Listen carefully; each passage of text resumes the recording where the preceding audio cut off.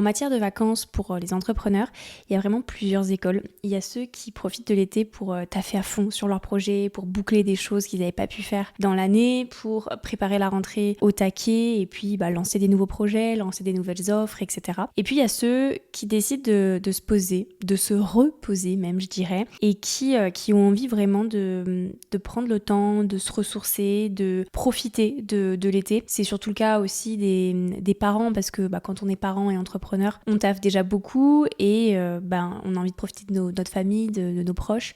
Donc la question, c'est vraiment de se dire, est-ce que on peut partir en vacances quand on est entrepreneur? Comment on peut le faire sans qu'il y ait trop de stress? Parce que la réalité, c'est ça, c'est que on est tellement à fond tout le temps, on a tellement de responsabilités. C'est nous qui gérons tout, en général, dans notre business. En tout cas, pour la majeure partie des gens qui se lancent seuls, on gère beaucoup de choses. En tout cas, on a une pression qui est différente parce qu'on n'a pas la sécurité qu'on peut avoir parfois dans un emploi salarié. C'est une réalité. On gère tout, on est maître de tout, de nos résultats, on est maître de notre chiffre d'affaires, on est maître de notre organisation, de tout.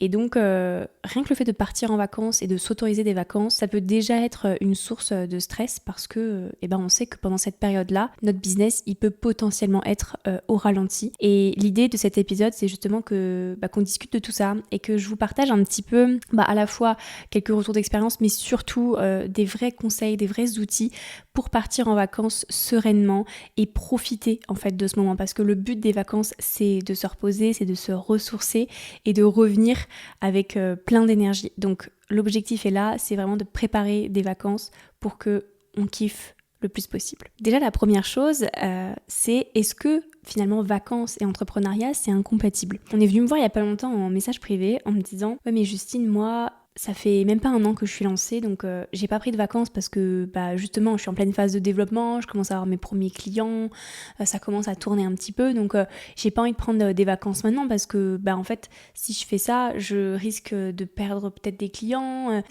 mon business va être impacté en fait. Mais moi ce que j'ai envie de vous dire, c'est qu'il n'y a pas de conditions de développement pour partir en vacances. Le truc c'est que si on attend d'avoir atteint un certain palier, si on attend d'atteindre un certain chiffre d'affaires, si on attend ce genre de truc-là, mais en fait, ce qui se passe, c'est qu'on partira jamais en vacances parce que c'est un cercle vicieux. On se dit qu'on n'a pas assez taffé, qu'on n'a pas encore une entreprise qui roule comme on aimerait qu'elle roule, donc on décide de pas partir en vacances pour charbonner à mort, et en même temps on se repose pas, et quand on se repose pas, il n'y a pas de place pour la créativité, il n'y a pas de place pour être dans l'action, pour être efficace, pour être productif, et donc pour atteindre les fameux résultats qu'on veut. Donc pour moi les vacances c'est quelque chose de nécessaire. Après chacun les prend comme il veut, c'est-à-dire qu'on n'est pas obligé forcément de les prendre en été. Si t'as envie de partir en vacances en novembre ou en avril, mais en fait fais comme tu veux.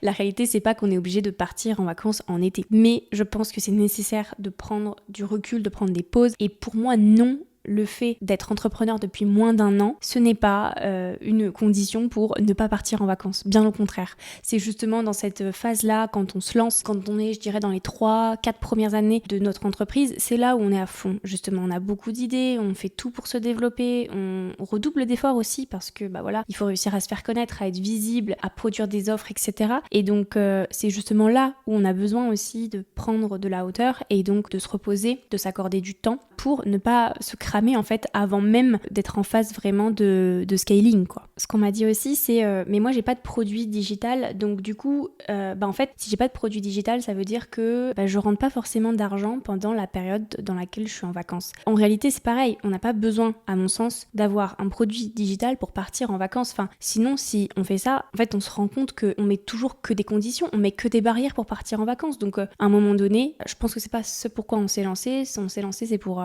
aussi avoir cette liberté d'entreprendre et donc cette liberté de kiffer aussi. Et c'est vrai que non en fait pour moi on n'a pas forcément besoin d'avoir un produit digital pour partir en vacances. D'ailleurs on n'a même pas besoin d'un produit digital pour réussir dans le business en ligne en fait. Il y en a qui font de la prestation de service, il y en a qui font des accompagnements etc. Mais c'est très bien en fait, c'est très bien. On n'est pas obligé nécessairement de créer des programmes en ligne, des formations en ligne pour réussir. Et donc de la même façon on n'est pas obligé d'avoir tout ça pour partir en vacances en fait. Alors oui, ça risque peut-être d'avoir un impact sur le chiffre d'affaires, mais en fait, c'est pas forcément toujours le cas. Il suffit juste de s'organiser, de mettre en place les bonnes choses pour que, finalement, il y ait le moins de diminution de chiffre d'affaires possible. Et puis même s'il y en a, si vous travaillez correctement le reste de l'année et que vous encaissez suffisamment de chiffre d'affaires sur le reste de l'année, en fait, vos vacances ne doivent pas dépendre de ça. Et donc, c'est vraiment de se dire, ok, comme quand on est salarié, on a finalement comme des congés payés. En tout cas, moi, c'est ce que je fais. Je fais en sorte que dans la façon dont je gère ma trésorerie aussi, je fais en sorte que je garde toujours une partie de mon chiffre d'affaires pour la partie vacances, justement, faire en sorte que je sois payée alors que je suis en vacances, même si pendant que je suis en vacances, j'encaisse pas de l'argent en temps réel. Maintenant, rentrons dans le concret. Qu'est-ce qu'on peut faire avant de partir en vacances pour que justement ces vacances soient sereines et qu'elles portent leurs fruits? Il y a des choses qu'on peut faire aujourd'hui pour justement partir en vacances plus sereinement. La première chose que je peux recommander de faire, c'est déjà de planifier ses vacances le plus possible à l'avance. C'est mieux, comme ça permet vraiment d'avoir suffisamment de marge de manœuvre et de visibilité pour bien s'organiser. Mais idéalement, de quand même prévoir ses vacances à l'avance et de les bloquer vraiment dans son calendrier en fait, de se dire ok, je pars en vacances de telle période à telle période, c'est marqué dans votre calendrier et tout est clair, comme ça vous n'y échappez pas. Du coup, la deuxième chose qui en découle, c'est de ne pas accepter des projets, de ne pas lancer des projets sur cette période-là. Ça va de soi, mais je préfère le dire parce que comme ça, comme vous avez de la visibilité, ça vous permet tout de suite de dire ok, non en fait, je ne serai pas disponible pour ce projet-là, non, je vais pas lancer cette offre-là sur cette période, juste avant ou juste après, ou pendant carrément, non en fait. Et du coup, ça vous permet vraiment déjà de bloquer en fait votre temps et de faire en sorte qu'il n'y ait pas des choses qui se rajoutent après, parce que si on se dit oui, alors je pars en vacances de telle date à telle date, ok, je le dis vite fait comme ça, mais je ne prévois rien de plus. Et donc entre-temps, vous avez des demandes, vous êtes sollicité pour participer, à des podcasts, à des projets, des sommets, bref, plein de choses. Vous avez des idées de projets, de lancement, etc. En fait, vous allez tout de suite faire passer ça en priorité au lieu de vos vacances, et ça, c'est pas bon. Troisième action à faire, c'est de prévenir tous les gens avec qui vous travaillez. Donc c'est évidemment les clients et tout ce qui est aussi collaborateurs, freelance, toutes les personnes finalement avec qui on travaille quotidiennement. Le mieux, c'est de les prévenir encore une fois le plus possible à l'avance. Moi, je dirais minimum 2-3 semaines pour qu'ils aient suffisamment de recul, de temps pour s'organiser, parce que possiblement que ça va demander aussi de se réajuster dans leur façon de travailler, dans tout ça. Donc, faut qu'ils puissent avoir suffisamment de temps pour prévoir, vous poser des questions avant, organiser leur emploi du temps en fonction aussi de vos vacances. Donc ça, c'est assez important. Plus vous prévenez tôt, plus ce sera simple pour eux et donc ce sera aussi bénéfique pour vous. Quatrième chose que vous pouvez faire une fois que vous avez prévenu tout le monde, c'est de faire un tour dans vos objectifs. Faire un tour dans vos objectifs et du coup, en ayant la date de vacances en tête, de se dire ok, les objectifs que je m'étais mis, c'était ça. Le rétro-planning globalement que je m'étais fait, c'était ça. Est-ce que c'est toujours réalisable? Est-ce que j'ai besoin d'ajuster certaines choses, etc. Ça vous permet d'avoir de la visibilité et de vous dire ok, mes vacances sont à telle date, voici tout ce que j'ai à faire et du coup de venir en fait un peu mieux réorganiser vos différentes semaines avant vos vacances de façon à ce que vous puissiez atteindre vos objectifs ou même de décaler certaines choses pour après les vacances. Donc voilà, ça c'est vraiment de faire un petit tour dans votre rétro-planning d'action, votre rétro-planning de projet, etc. et de voir ce qui est réalisable ou non, de vraiment tout ajuster pour que vous partiez pas en fait en vacances en mode ok, j'ai tout donné ces dernières semaines, ça fait 2 mois que je travaille comme une malade jour et nuit pour absolument finir de boucler tous ces projets, toutes ces tâches, toutes ces actions et en fait je pars en vacances, je suis littéralement sur les rotules. Ce serait dommage parce que finalement vos vacances elles auraient quand même pas la même saveur. Donc essayez de vous dire ok d'ici mes vacances, je me mets une charge de travail moyenne sans vous surcharger, sans non plus être en mode chill parce que sinon ça va vous stresser. Essayez de vous trouver finalement un juste milieu en mode ok je fais le tri dans tous mes projets et je repousse, j'ajuste si besoin. Cinquième chose que vous pouvez faire, et c'est en lien avec ce que je viens de dire, c'est vraiment quelques jours avant votre départ de bloquer quelques jours. Bloquer quelques jours où vous ne prenez pas de rendez-vous clients, vous ne prenez pas de rendez-vous collaborateurs, vous ne prenez pas de rendez-vous partenariats, etc. Vraiment des jours où finalement vous prévoyez assez peu de choses, mais qui vont certainement vous être utiles parce que justement quand on part en vacances et qu'on a plein de choses à faire, on est un peu à fond et puis parfois il y a des imprévus. Juste avant de partir en vacances, on se rend compte qu'il y a des choses qu'on n'a pas pu finir et qui sont urgentes ou des trucs un peu imprévus de clients, de collaborateurs, etc. Et du coup, le fait d'avoir bloqué quelques jours juste avant votre départ, ça vous permet de traiter ça, entre guillemets, en urgence, en priorité, juste avant de partir en vacances, et de façon à ce que ces urgences, ces priorités n'empiètent pas sur votre temps de vacances, parce que sinon déjà vous pouvez perdre quelques jours et ça franchement c'est vraiment pas ouf. 6e étape, c'est tout ce qui concerne la création de contenu. Donc si vous m'écoutez, je pense que vous êtes aussi entrepreneur et créateur de contenu sur internet, YouTube, Instagram, LinkedIn, peu importe, bref, partout où est-ce que vous créez du contenu. Et bien là il y a plusieurs options possibles, il y a plusieurs stratégies. La première, c'est soit vous prévoyez tout, vous planifiez tout avant votre départ. Donc le fait d'avoir prévu vos vacances suffisamment à l'avance, ça vous a permis de pouvoir bien vous organiser, de créer tous les contenus que vous deviez créer sur cette période et de tout programmer de façon à ce que ça se publie pendant que vous n'êtes pas là. Et donc le côté cool de ça, c'est que ça vous permet quand même de continuer à alimenter vos réseaux, de continuer à avoir de la visibilité, de continuer à avoir des leads, notamment si vous avez des lead magnets, des produits gratuits ou même des offres payantes. Ça vous permet justement de continuer à avoir potentiellement des clients, de faire rentrer du chiffre d'affaires et donc de pas tout arrêter. Deuxième option, vous déléguez la partie création de contenu. Idéalement, c'est mieux de pas déléguer pour la première fois quand vous partez en vacances, parce que il y a plein de choses à mettre en place. C'est pas si simple que ça au début de déléguer sa création de contenu.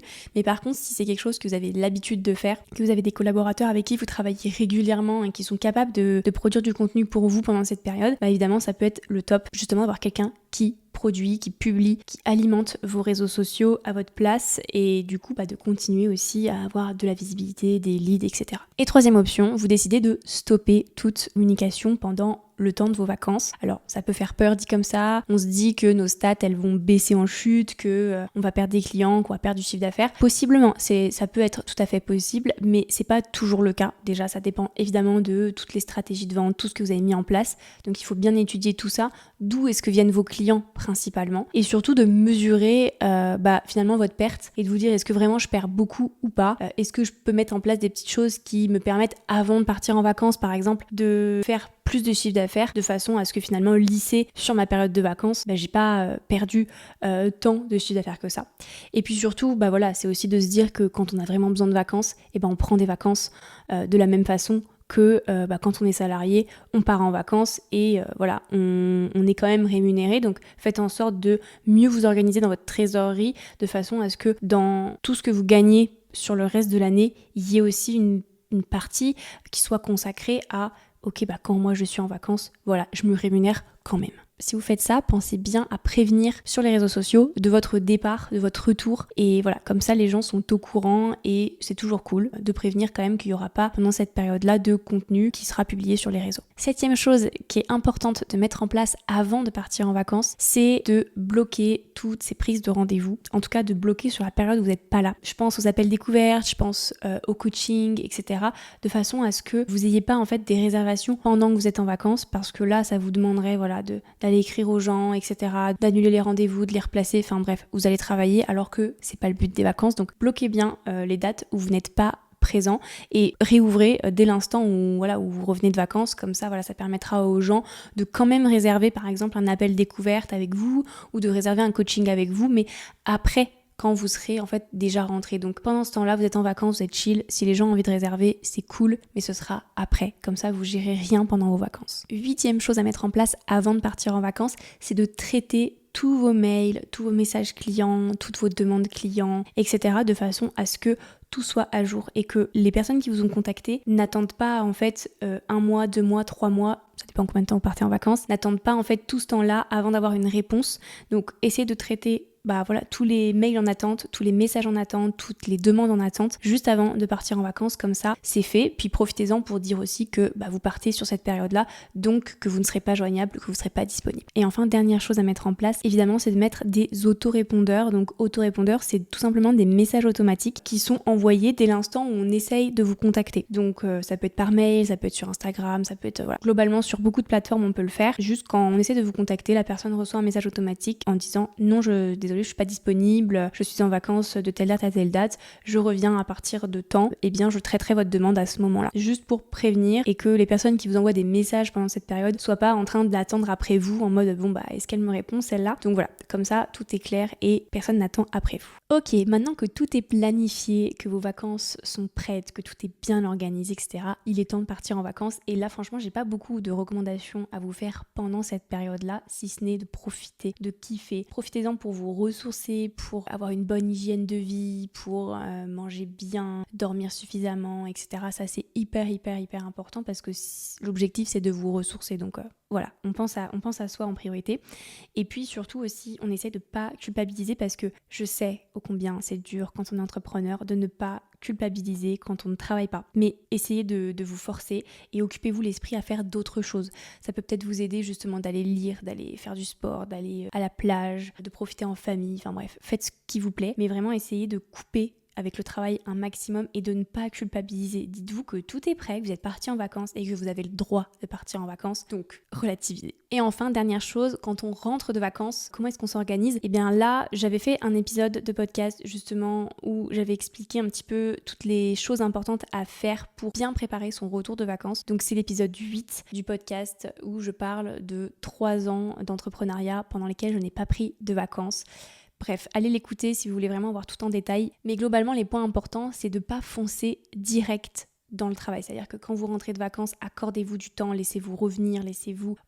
reprendre les petites habitudes progressivement et ne vous noyez pas dans le travail dès le retour de vacances parce que honnêtement ça va vous faire un peu un choc, donc profitez et allez-y progressivement. Deuxième chose, c'est vraiment de ne pas planifier de projets, de gros lancements, de trucs comme ça juste à votre retour de vacances parce que ça va vous créer une source de stress immense dès le début et en fait ça va encore une fois être un choc avec vos vacances, vous étiez bien chill et puis même ça va aussi avoir un impact sur vos vacances dans la mesure où pendant toutes les vacances vous allez penser à votre lancement, penser à votre gros projet, etc. Donc en fait ça va pas être des bonnes vacances, puis quand vous allez rentrer vous allez vous noyer dans ce projet et vous allez être direct sous l'eau et franchement c'est vraiment pas cool. Et enfin, prévoyez-vous une journée pour faire le point sur votre business. Où est-ce que vous en étiez juste avant que vous partiez? Les objectifs, on en est où? Qu'est-ce qui vous reste à faire, etc. Est-ce que vous avez des demandes en attente, etc. Vraiment, l'objectif, encore une fois, c'est de ne pas prendre de rendez-vous clients, de ne pas prendre de choses qui vous demandent beaucoup d'interaction sur ces périodes-là, mais plutôt de se poser, de faire le point et de voir, qu'est-ce qui vous reste à faire, par quoi est-ce que vous commencez, etc. Quitte à se mettre en place un petit plan d'action pour revenir tranquillement dans son business. Voilà, c'est tout pour cet épisode. J'espère qu'il vous aura servi, qu'il vous aura déjà donné envie de partir en vacances, donné envie de faire une vraie pause dans votre business et surtout de le faire correctement, d'avoir toutes les clés pour partir en vacances sereinement et profiter parce que vous le méritez.